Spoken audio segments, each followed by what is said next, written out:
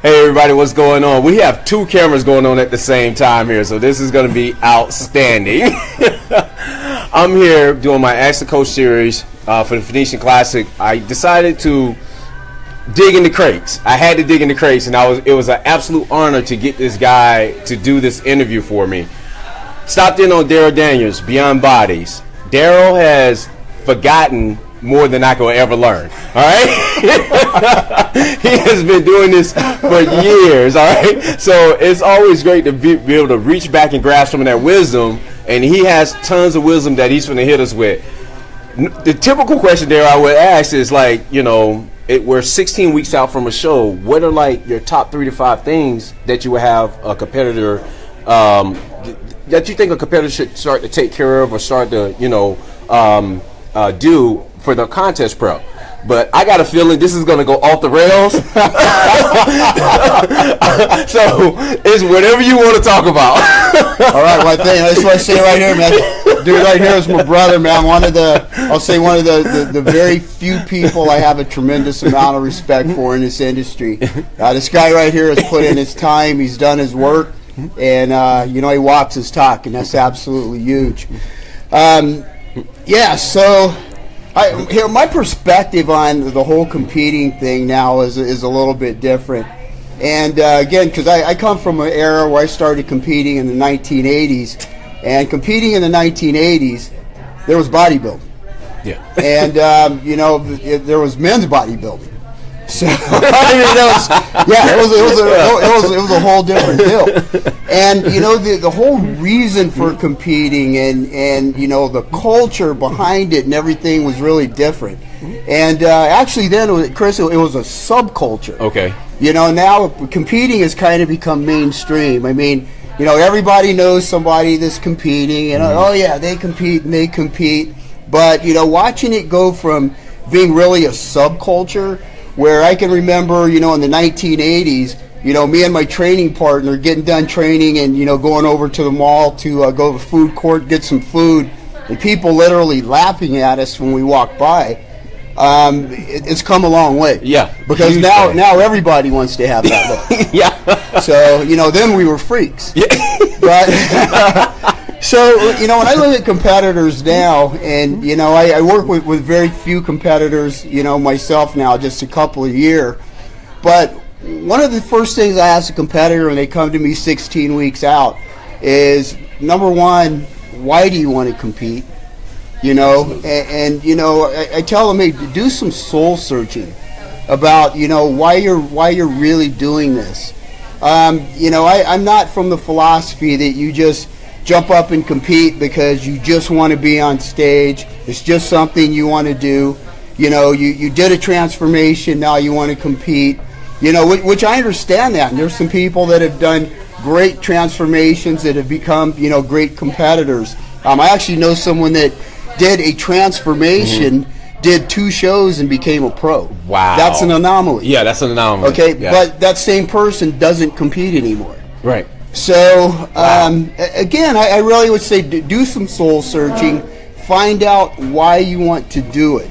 And the reason I say that is because if you want to do this correctly, it's going to take some big changes. It's going to take some big culture changes. And if you do it correctly, it should absolutely change your life. It should be one of the greatest experiences that you can ever have in your life. And it should be a life-changing experience. So if you don't have the mindset 16 weeks out to go into it that way, in my opinion, you shouldn't be competing. Now, I know that does not go with the norm that's out there, but I don't go with norms very well. Well, that's why you've been in the business, in the industry, as long as you have. If you went along with the norm, you would have been out of business a long time ago, as far as I'm concerned. Yeah, absolutely. So you have to go beyond the app. You have to go beyond the norm in order to have longevity. Yes, absolutely. And you know, here's what I see all the time, and you know, following social media, which I think social media is the worst thing in the world to ever happen to competitors. I mean, when I do work with a competitor, I'm like, okay, I have 2 rules. One is forget everything you've ever heard and do what I say. Number 2 is stay the F off social media. Okay, because you're over here, you know, on social media, on Instagram, comparing yourself to stuff that ain't even real. Right? Social media has made everyone a rock star. Right. Yeah, so that's really my main thing is, you know, just like do that soul searching, find out why you want to do it, and, you know, make sure this is really the direction you want to be able to go to, put yourself in a situation to have a life-changing experience, and I mean a positive life-changing experience. Right on. Because, you know, people just say, hey, I just want to get up there, I just want to do it, I just want to compete. Okay, getting your ass handed to you on stage in front of an audience of people because you weren't ready or because you just don't have what it takes to be up there competing is not fun. And that's not a positive experience. And I've actually seen competing, I mean, just destroy some people. Right. And, I mean, that's not a good thing. That's not what it's all about. That's not what the sport was ever meant to be. But now that it's become so mainstream, you know, a lot of things in the sport, you know, have changed. And I get it from a lot of aspects. I get it from the promoter side. It's great for the sport. It's great for the promoters. It brings awareness. It brings a lot more money into the sport. But, you know, what's happening to the people? So sometimes we have to look at the philosophy and the culture within the sport and what are we promoting? Right. You know, we should be promoting health. We should be promoting mindset. We should be promoting people becoming the best that they can be. And after you compete, what are you planning on doing with that? Right. Yeah. Man, I'm speechless because you nailed everything that I could possibly even think of as far as competing. Like when I got ready for shows, I had the same type of guy that prepped me. Been in the business for 30, 40 years, and the first question asked is like, why do you want to do it? You know, and then what's your long-term goal afterwards? Right. And so you're kind of hitting it on the head of everything that, you know, that I learned, you know, growing up in the industry. But like you said, everything has changed. You know, it has evolved into something else. It has evolved into something else to where it used to be just, you know, bodybuilding and figure. Right. Now it's like, you know, now it's bodybuilding, figure, bikini, physique. Dude, I remember, I remember, like, you know, female bodybuilders coming backstage. We were like, right. What's going on? right. Yeah. So now it's like, you know, bodybuilding, physique, figure, men's physique. I mean, it's just it's grown to So like I said, on a positive side, it's brought so much awareness to the sport. But when you go inside the sport and you look at the extremes and you look at what's happening to some of the competitors, it's not a positive thing. Right. And that's just my opinion. And again, you know, and especially my female competitors, you know, it's like I really talk to them. It's like, hey, why do you want to do this? Yep. You know, what's your goal? Is it, you know, is your goal you want to be like these girls you're seeing on Instagram that don't really look like that? You know, you want to drive yourself crazy with that? You know, or are you trying to create an eating disorder? Or are you trying to be the best you can be and be as healthy as you can be? The other thing I want to say, you know, to people on the same, you know, track is, you know, if you do it, when you do it, be very, very careful of all the extreme shit out there, because all these extremes can lead you to long-term damage, you know, psychologically and physically. You know, so really go back and, you know, find a good coach. I mean, finding a good coach is so important. And I mean, there are some great coaches out there. I mean, there's coaches that have been in this business, you know, 15, 20, 30 years, coaching people that really know what they're doing because they understand the mindset. They understand all the long-term stuff that goes around with it. You know, so find a good coach. You know, find somebody that knows what they're doing. You know, stay away from these people that, you know, got famous on Instagram and have never trained anybody in the gym in their life. You know, it's like now, you know, I do online coaching. I do online coaching because, you know what, I've spent 30 years in the gym, tens of thousands of hours on the gym floor training people. So I feel very confident that I can train someone online. But, you know, when you have people like Chris and I were talking about earlier, they ain't even never trained nobody in a gym, and now they're an online training star. It's like, how did that happen? You're right. Yeah, you can't even coach yourself. You can't even coach yourself. You'll try to coach somebody else. You know, so if somebody's going to train you to compete, ask them, so how many shows have you done? Yeah. How many times have you been on stage? What's your experience been like? Because I don't care how, this is just my opinion. And he invited me on this thing here, so you get my opinion. Yeah, absolutely. I don't care how much education you have.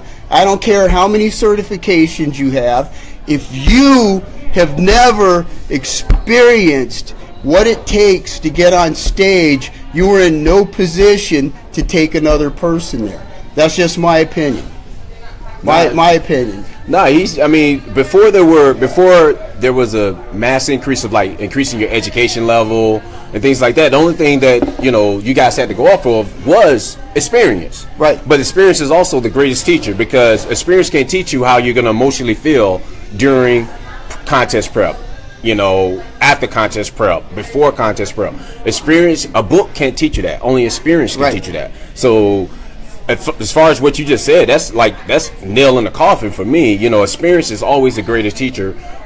Books kind of give you it's the exclamation point, but that experience, that's like the raw material. Let me ask you this, man. How many times have you like held your wife's hand, supported your wife, walked through that process, literally right up to the edge of the stage with her, to where you probably damn near walked on stage with her? Absolutely. Yeah, like every time she did a show. that's experience. Yeah, that's every experience. time she did a show. Yeah, every time you did, and that's one thing that the books can't teach you.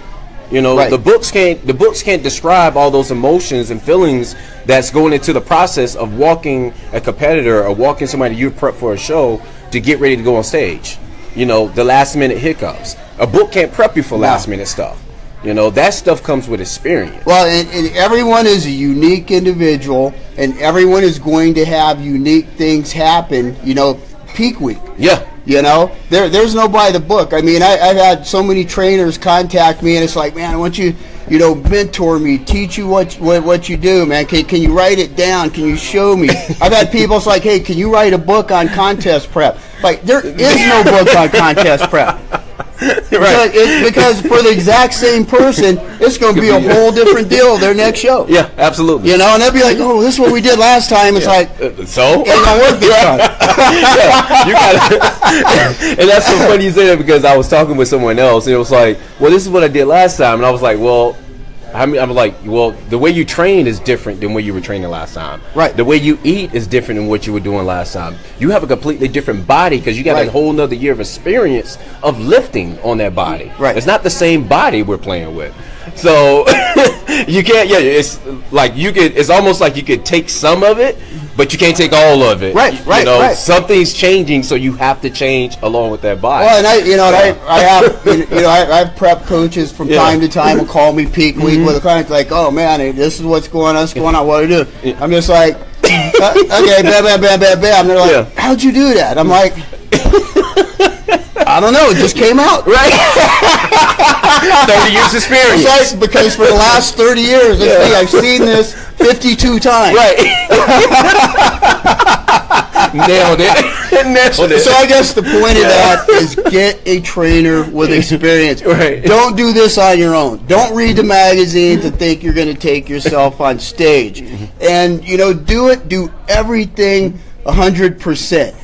I mean, girls, we're talking your hair, your makeup, your jewelry, your suit. Don't skimp on any of it, because skimping on your suit, skimping on your makeup, skimping on your hair can be the difference between first place and fifth place, because it's all a presentation. Guys, same thing. You know, guys, don't do your own tan. Go get a spray tan. Make sure your suit fits correctly. You may have to take your board shorts. You may need to take those to a tailor and get them custom fitted to fit you correctly. You have to remember, everything you're doing is a presentation, and the judges are trained to look at every single part of that presentation. So don't let any little area of being, you know, non-prepared ruin your experience. Because again, you know, losing is never fun. Okay, never step on stage just to step on stage, because you are going to get beat really bad, and it ain't going to feel good. So that's the truth. Yep, absolutely. Man, Darryl hit us between the eyes. I mean, he's like a sniper today. He told me, it was so funny because like I remember wanting to do this interview. And the first thing Darryl said was like, "Hey, dude, this might run a while." I was like, and I remember saying, "Dude, make it run as long as you want," because when it's like you say, it's like when we were talking about off camera. It's like, you know, you have all this wisdom and it's meant to be passed down, and I think a lot of that gets, gets missed because people tend to go, "Well, I'm looking at right now. Well, what's happening right now?" Versus, okay, well, this guy has X amount of years experience doing this. What can he teach me? Right. You know, what's the teachable moment? So that's why, you know, it was a pleasure for me to actually be able to sit down with you and get some teachable moments. Because you're never too old not to learn. Yeah, and I'll tell you, I was, you know, very, very just blessed, you know, early on in the industry. Back in the early 1980s, I mean, I met some people in the industry that literally changed, you know, the direction that bodybuilding moved, the direction that the actual industry itself moved, you know, putting personal training in clubs and just the way things are done now. And, you know, I had the opportunity to be mentored by some of these people. And, you know, my coach in the 1980s was, you know, the great Rory Ledermeyer. You know, in my opinion, you know, he's one of the greatest bodybuilders that ever lived. And, you know, politically, things just didn't work out correct for him. And this guy was just an incredible wealth of knowledge. He still is. He's still in Whittier, still training in Whittier. You know, dude's my age. I mean, we're 60.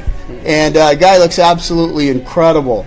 And I just want to give him props because, as Chris said, you know, we go back, we find mentors, and we learn from people that had that experience. And, you know, I want to acknowledge, you know, that my experience was created through working with some of the best people in the industry, from the supplement side to the bodybuilding side. And then, like anything else, getting in and doing the freaking work. I mean, I opened my first gym in 1986. And, you know, I mean, that's a long time ago. I stepped on my first stage in 1986. Wow. Yeah, crazy. Yeah. That was a rough year. Yeah. So I mean, you know, it's a lot of experience, a lot of hands-on with people, and for all of you guys out there, the most important thing you have is not your body, it's your mind, because that's going to control everything. If you get the proper mindset, you can absolutely do anything. I mean, I was a dude that, you know, and when I was 21 years old, I weighed 118 pounds soaking wet. You know, at the best that I've been in my career, you know, I was over 200 pounds and, you know, in great condition. And it just goes to prove that if you put your mindset to it and you do the work, you can create almost anything in life that you want, from physique to business to relationships, whatever you want. But it all starts in your mind. It starts with that self-talk. If you're telling yourself you can, you can. If you're telling yourself you can't, you won't. Absolutely. Biggest message I have. And there you have it. Not only did it drop us with some bodybuilding history, some bodybuilding do's and don'ts, he left us with a gem. A true gem to take home with you. Whatever you can do, you will do, and whatever you can't do, you won't do. That's right. Thanks, Darryl. I really appreciate it, man. All right, bro. Love you, brother. All right. Thanks, guys. Boom. Boom.